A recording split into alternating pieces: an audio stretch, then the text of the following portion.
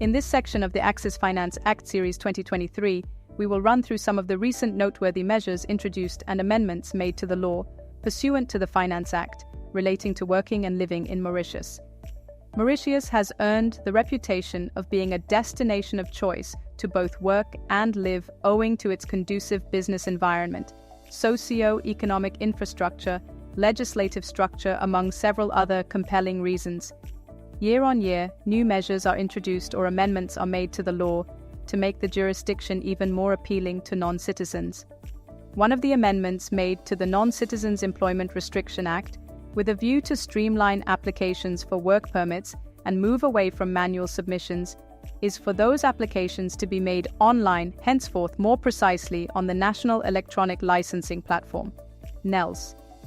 It is also a key initiative to improve the investment and doing business climate in Mauritius. An application for work permit will be deemed to have been approved, and an electronic work permit certificate will be issued by NELS if no response has been obtained from the Ministry of Labour, Human Resource Development and Training within 30 working days from the date of the complete application, unless the applicant has received during that period a notification from the Ministry that the application is still under consideration. Several important amendments have also been brought to the Economic Development Board Act, as follows. The minimum salary for an occupation permit holder under the professional category has been reduced from 60,000 rupees to 30,000 rupees, irrespective of the sector. Initially, it was 30,000 rupees only for ICT, BPO, pharmaceutical manufacturing, food processing, fund accounting, and compliance sectors. Secondly, obtaining an occupation permit will no longer be conditional on having a local bank account.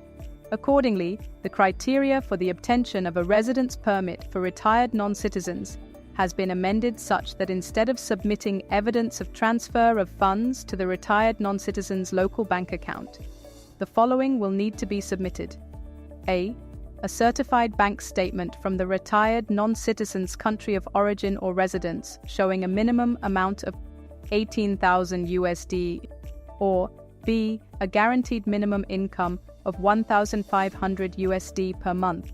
Additionally, the initial investment requirement of 50,000 USD for an occupation permit holder under the category of investor and USD 35,000 for an occupation permit holder under the category of self-employed are now exempt at the time of issuance of the permit. They will be required to submit A certified bank statement from his/her country of origin or residence showing sufficient proof of funds, and B, a written undertaking to transfer the required amount from abroad into his/her bank account in Mauritius within 60 days of issuance of his permits. Post-monitoring will be carried out. Mauritius had opened its doors for the job market to foreign students who have studied in a tertiary education institution in the country. Accordingly, such students are required to submit an application for the Young Professional Occupation Permit. Until recent amendments, it was restricted to certain fields only, such as artificial intelligence, biotechnology, fintech, robotics, financial services, and IT. It is now open to all fields. Moreover, an important amendment made to the Immigration Act is that a retired non-citizen and his family will be granted a residence permit on the acquisition of a property in a PDS project relating to senior living, provided that A, the acquisition price exceeds 200,000 USD at the time of signature of the title deed, and B, the non-citizen is aged above 50 years old at the time of application. The status of resident shall remain valid as long as the buyer holds the property.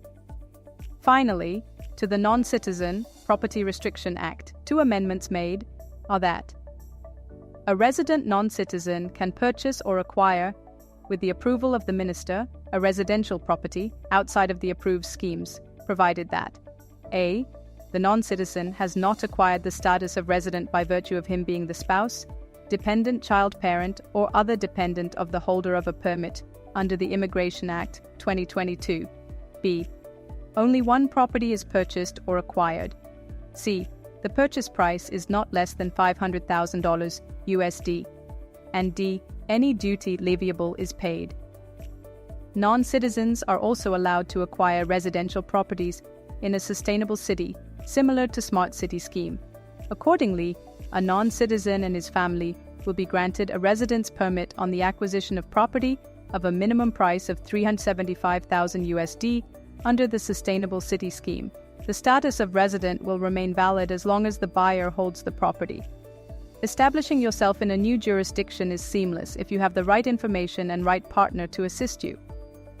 At Axis, we can assist you in finding the right option that suits your lifestyle and objectives and applying for or renewing any of the aforementioned permits in Mauritius. Free consultations are available on request. Contact us on info@axis.mu.